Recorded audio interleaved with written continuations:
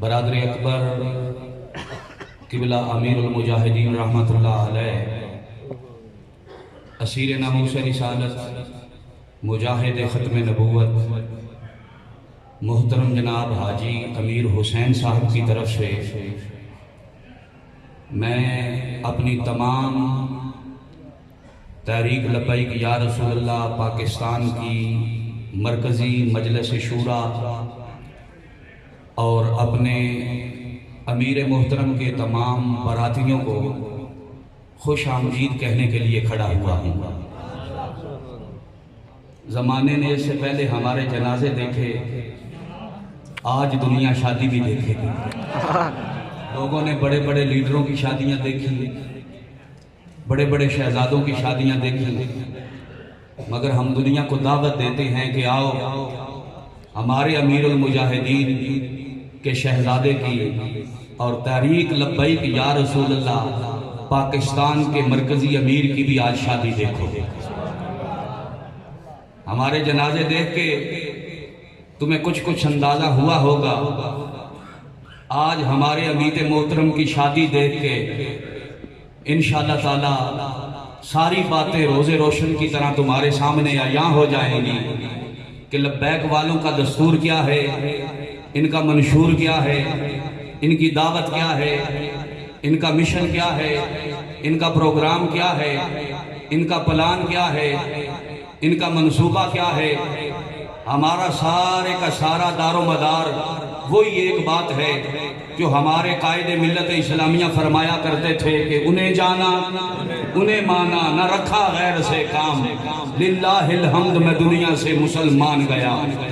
ہمارے جنازے ہوں تو وہ بھی لبیک کے نعرے کی گونج میں اٹھتے ہیں۔ ہمارے دلہے کے سر پہ سیرا سجے تو اس کے ارد گرد بھی لبیک کے نعرے کی گونج ہوتی ہے، اور ہمارے دلہے جب سج کے دھج کے بن کے سنور کے ٹھاٹھ باٹھ کے ساتھ اپنی نکاح کی تقریب میں بیٹھتے ہیں تو وہ بھی لبیک کے نعرے کی گونج میں ہوتی ہے۔ قرآن مجید برہان رشید سے میں نے مختصر تلاوت کی، ہن لباس اللہ ہن وانتم لباس اللہ ہن۔ میاں بیوی کی پوری زندگی جو ہے، میاں بیوی کی پوری زندگی کے جتنے بھی حقوق ہیں، اللہ رب العالمین نے قرآن مجید کے ان چند الفاظ کے اندر بیان فرما دیے۔ ارشاد فرمایا تمہاری بیویاں تمہارا لباس ہیں، تم اپنی بیویوں کا لباس ہو۔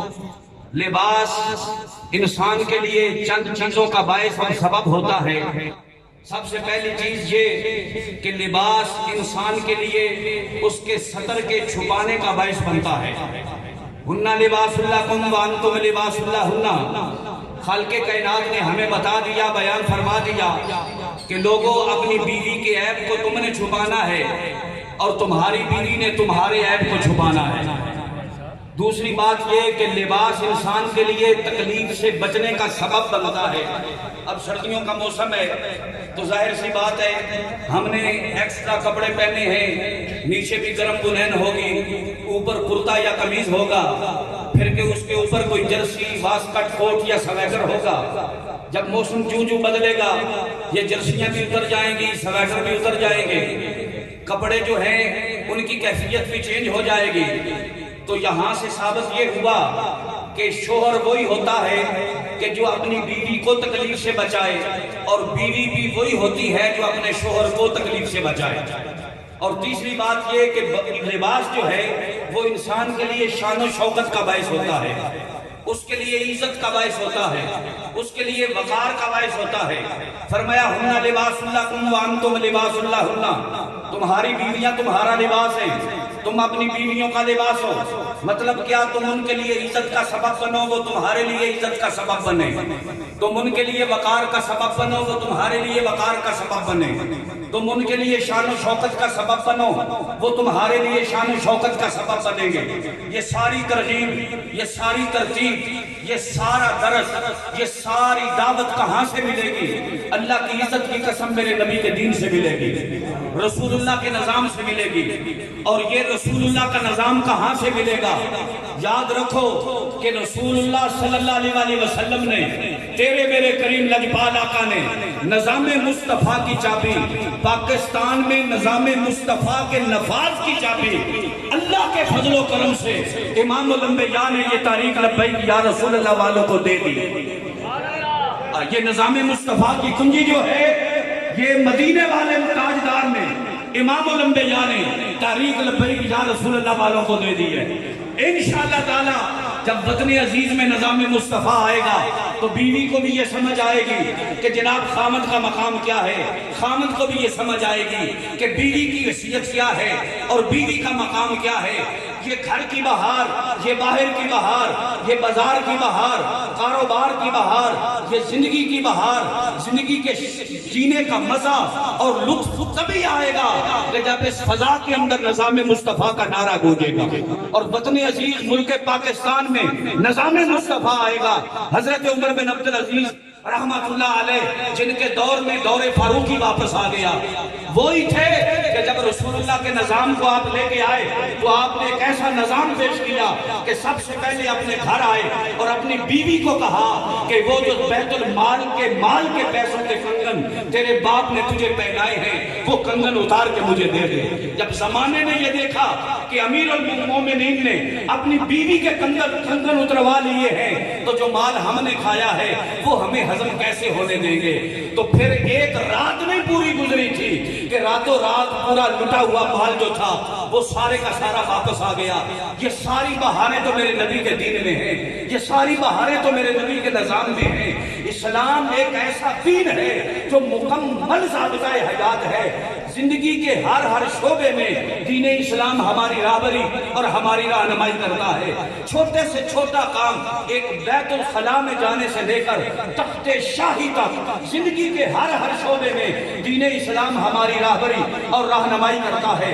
سب سے چھوٹی زندگی ایک غلام کی زندگی ہوتی ہے۔ ایک غلام کی زندگی سے لے کر وقت کا بادشاہ ہونے تک زندگی کے ہر شعبے میں اسلام ہماری راہبری اور ہماری رہنمائی کرتا ہے۔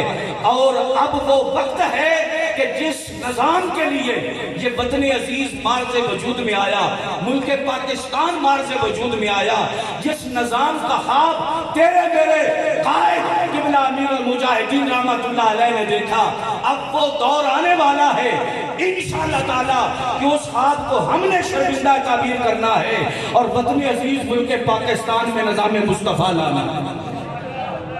اور یہ تبھی ممکن ہوگا کہ جب ہم سب کی کوششیں ہوں گی، جب ہم سب کی کاوشیں ہوں گی، جب ہم سب کی محنتیں ہوں گی۔ تو آج تو ہمارے امیر محترم اللہ پاک ان کا سایہ ہمارے سروں پہ قائم اور دائم فرمائے۔ ہمارے امیر کسی تعارف کے محتاج بھی نہیں۔ دنیا نے دیکھا ہے کہ ایک 27 سالہ نوجوان نے ساری لبرل طاقتوں کو لٹا کے اور پوری دنیا حیران ہے، پوری دنیا کفر پریشان ہے کہ یار یہ لبیک والوں میں جذبہ کون سا ہے؟ بھئی بات اتنی ہے، یہ غازی یہ تیرے پراسرار بندے جنہیں تو نے بخشا ہے ذوق خدائی، تو نیم ان کی ٹھوکر سے صحرا اور دریا، تو نیم ان کی ٹھوکر سے صحرا دریا، سمٹ کر پہاڑ ان کی ہیبت سے رائی۔ یہ پہاڑ کیسے سمٹ کے آ جاتے ہیں ان کے قدموں میں؟ انہیں نہ لاہور یتیم خانے سے جب چلتے ہیں وہاں سے وزیر آباد تک کتنی جگہوں پہ ان کے راستے روکے گئے، شیلنگیں کی گئی، برسٹ مارے گئے، گولیاں برسائی گئی، تیزاب والا پانی پھینکا گیا، طرح طرح کے ظلم و ستم ہوئے، ان کے پاؤں زخمی ہوئے، بدن زخمی ہوئے، اعزاز آیا ہوئے۔ اتنے جبر تشدد ظلم اور بربریت ہونے کے باوجود پھر بھی نبی کا نام جب ان کے لبوں پہ آتا ہے تو یہ زمین سے 2 فٹ اور اچھل جاتے ہیں۔ یہ اور زمین سے سمٹ کر پہاڑ ان کی حیبت سے رائی، دو عالم سے کرتی ہے بیگانہ دل کو عجب چیز ہے لذت یار۔ زندہ باد زندہ باد زندہ باد زندہ باد۔ بھئی یہ لذت آشنائی ہے کہ دنیا شادیاں ڈھول کی تھاپ پہ کرتی تھی، دنیا شادیاں فوجی بینڈ پہ کرتی تھی، دنیا شادیاں ناچ اور گانوں میں کرتی تھی۔